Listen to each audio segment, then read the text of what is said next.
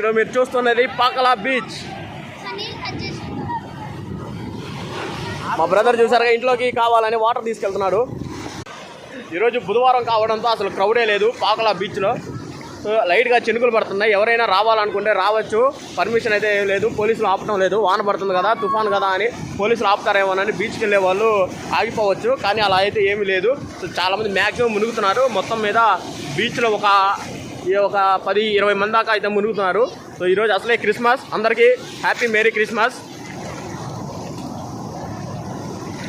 అలలు కూడా లైట్గానే వస్తున్నాయి, అంత హెవీగా అయితే ఏం లేదు.